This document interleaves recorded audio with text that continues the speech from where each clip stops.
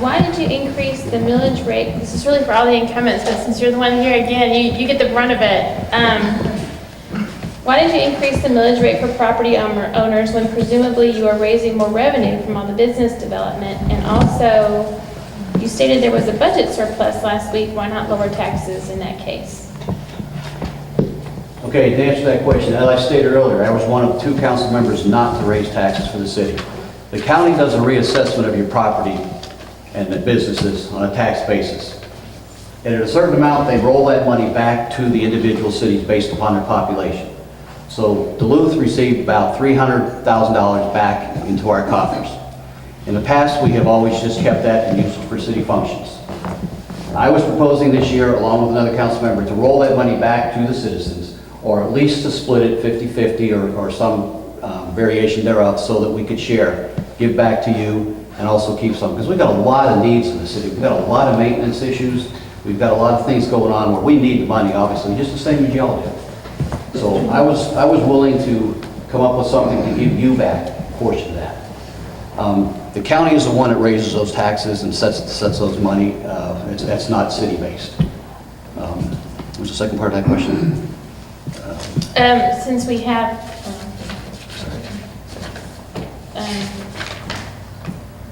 you stated there was a budget surplus, so why not lower property taxes? Okay.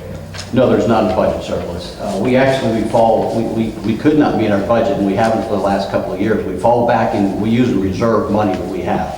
But that reserve money eventually is going to run out.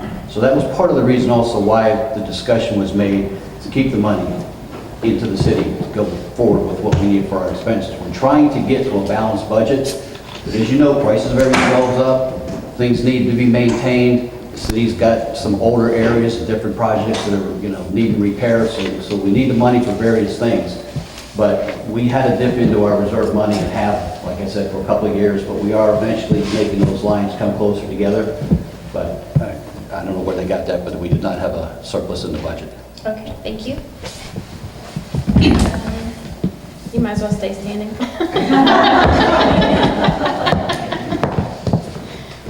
Okay, if bus rapid transit is the future on Beaufort Highway, should the city be building pedestrian islands in the center of the turn lane where BRT would be located? I guess I can throw that out to everybody, but I'm not sure who would be answering that question. It was intended for everybody. Okay. I think it's too early to say, yes, we are going to build those, or no, we're not, because until we determine the study and what's going to happen, it would be ridiculous to spend our taxpayers' money to build islands for people to stand on and cross over and wait for buses that may not ever come to our city. That is nothing we control. I believe it was Kirkland mentioned earlier. We cannot control everything transportation-wise because it's on a local city government basis, not the county, not the state, not the federal.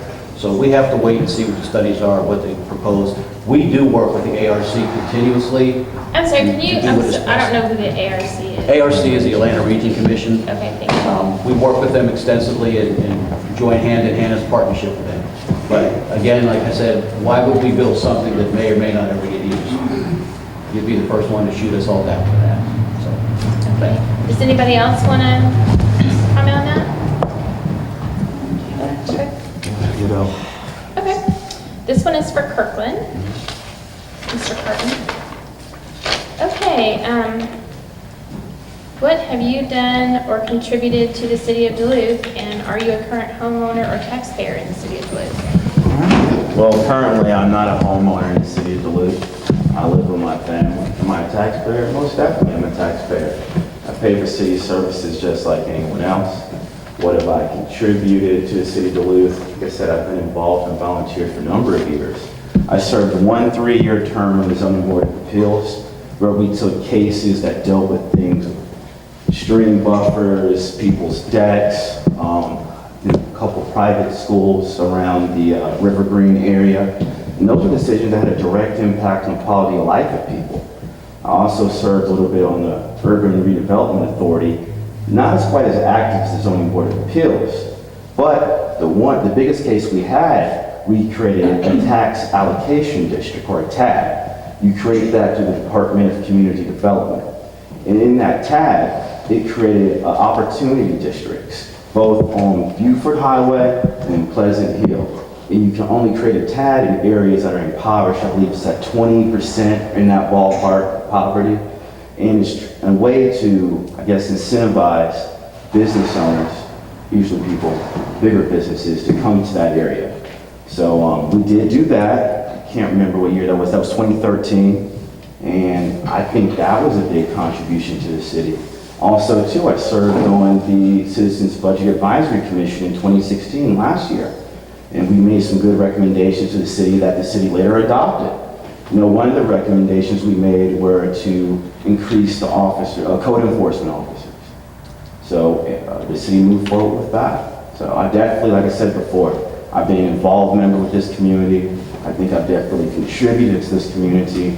Also, too, I got lucky because my line of work really parallels to what I'm going for now, the office I'm running for. When I was in Chamblee, I worked with local elected officials to do studies, help prepare staff reports, things of that nature. So we did the applications for zoning variances that later went to council, which they voted on. So I definitely think I'm a contributing member to this community.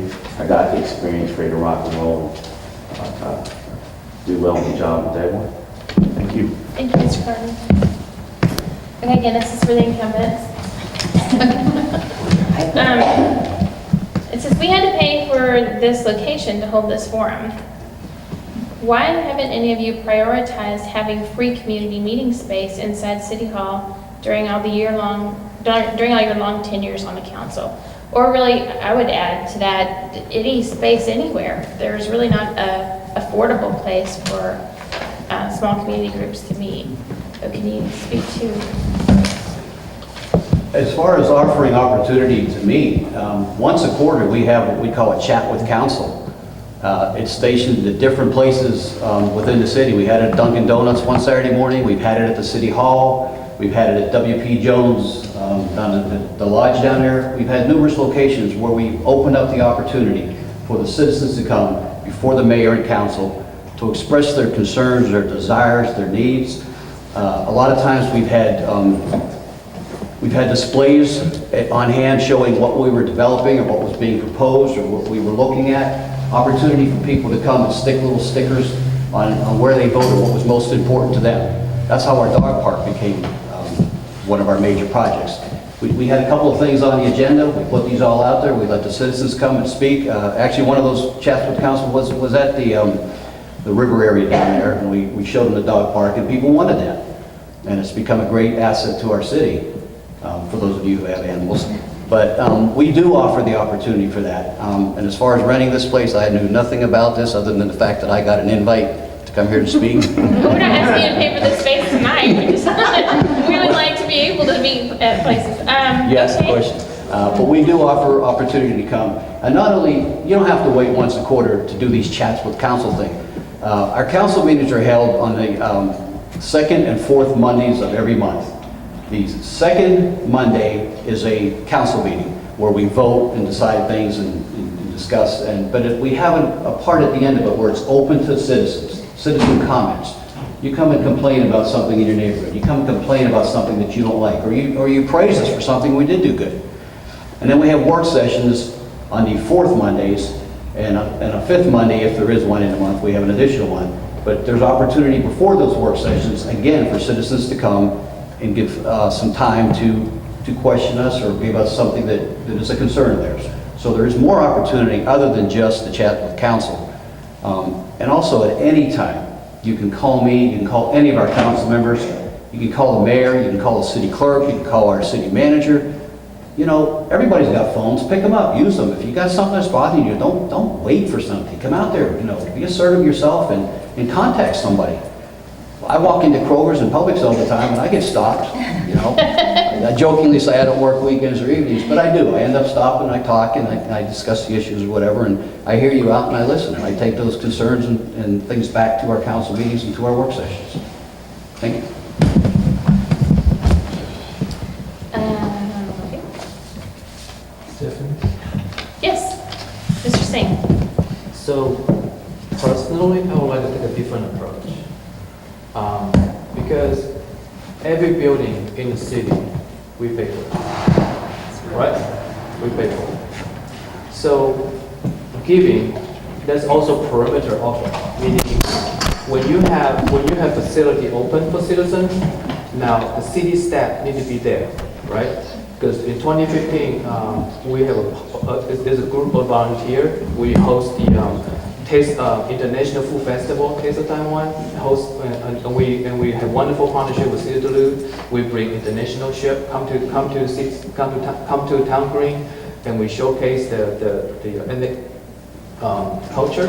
And we attract about I would say about 6,500 people. Wonderful event.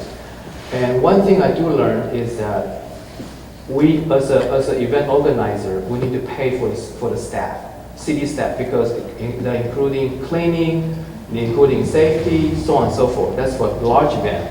However, like those kind of event, 10, 15, 20 people, I would imagine maybe city need to have some staff open the door and lock the door, right? So I think we can utilize the facility. We can find a way. If I get like that, I was trying to find a way, because trust me, this group will not be the only group request such thing like this. It's not. Because I also have some other group of people come to Mr. Lewis. We want to meet, but we don't want to meet in the restaurant because it's too loud. We want to talk. We want to, community things. So I think we have for example, we have the festival centers. They have 2 meeting rooms, and they are. I think it's give and take, right? When we do things both ways. I think if the group obviously need to find a way to apply make the student available for the community group, and then community group can apply for, I want to use that space at a certain time. And then you put a small fee for example, staffing, right, overtime, so on and so forth. And that's a win-win situation, So that way, the citizens have a space to meet, and city can provide that as well. And it does not get into the budget deficit, because that would cover both ways. And that's what I would do it. Thank you. Do you want to? Yeah, sure. I kind of want to echo the same sentiment, Lewis. When I look at other municipalities, they have areas that groups can rent out or use for a period of time. I'd definitely be open to the idea. Provide a space. I automatically thought of the festival center came to mind. So that's something we can look at, putting a process in place, application, a fee. I think that fee should be something to just cover the administrative costs. To say, hey, this mainly covers the hours of a person making sure this space is open. I think the space should be limited in time. So I don't think we should rent the space out all hours of the night. But yeah, definitely when I'm council, I'd love to have that discussion. But again, this is why events like this are good, so we can get that dialogue. I tell people all the time, no man or woman knows all the issues. There's events like this, when we go canvas door to door, phone bank, then we get the dialogue and we get to hear what people have to say, and we take it and go, we're a better civil servant going forward. Good question. May I have a rebuttal on that, please? Yes. If I may reiterate my statement about going out to the people, the reason our chats with council are taken out to the community is so as not to force you as citizens to come to City Hall where everything appears to be structured and formalized, and some people can't make it on certain evenings, in the nights when we can do these kind of things. So we take it out to the community. We go into your neighborhoods, we go into your businesses, we go to the parks, we go to places where you can come and feel more open, or maybe you want to discuss something about the park or about our police department. We had one of our chapter councils involved the police, and it was held at a facility where it was more convenient for them. But it's the opportunity for us as council to go out to the people to serve you, not to make you come to us. Thank you. And just to ask, where do you find out about where are they published? They're published on our website, they're published on Facebook, they're published on anything that we do in Duluth. It's out there. I think it's in Gwinnett Daily Post too. Gwinnett Daily Post, the new neighborhood, whatever that is. Next door. Yeah, neighborhood next door. It's out there. Okay, and you said you prefer phone calls, or the phones are all published on the website? Can I just stand here? You sure can. You're welcome to. Anybody that wants to get in touch with me or any other council member, the mayor, any of city staff, you can look on the website. You can find our contact information. We have Facebook pages, we have telephone numbers, and we have email. There's numerous ways to get in touch with us, and if you can't get us for any reason, deliver the message to the city clerk. She forwards everything to us personally, though she makes sure we get the information that's being asked and questioned of us. So there's numerous ways to contact us. You don't have to meet us on a street corner or see us at a certain place. You know, emails, phone calls, whatever. You can call the city. They'll give you our information to contact us. We are available. We are serving you. I feel loyal to the people, and my commitment is to give back. I too call myself a public servant, not a politician. This is a nonpartisan position. I don't believe in politics. And when I was first asked to run years ago, I told the people that asked me, I said, I'm not a politician. I will not do that. Fine. 2 years later, I had some very influential people come and ask me again to run. And I said, I told you, I don't play politics. And they said, that's why we want you. We want a free-thinking individual that does not bring a preconceived ideas and agendas to the table. And that's what I have done, and that's what I intend to continue doing to serve you. Thank you. You can just stay. Unless you want to just joking. This isn't- sit for a minute. Okay, so this one is taking a radical departure to a different area. I own a business in the city of Duluth, Georgia. I have a customer that was pulled over by Duluth police, and she asked the officer what she had done wrong. He did not respond. The officer asked to see her green card. She responded asking, why do you need to see that? After showing her card that she was here legally, he let her go. Another customer was pulled over by the city of Duluth police for not stopping for a school bus, but he had a video showing he did stop for the school bus. He ended up paying the fine because the court kept rescheduling the case and wasting his time. Both of these instances reflect poorly on the city of Duluth. What can you offer to the community to deter these types of instances from occurring and to make citizens feel they are not being infringed upon or treated differently than any other citizen, American-born or immigrant, particularly considering we live in a very diverse community?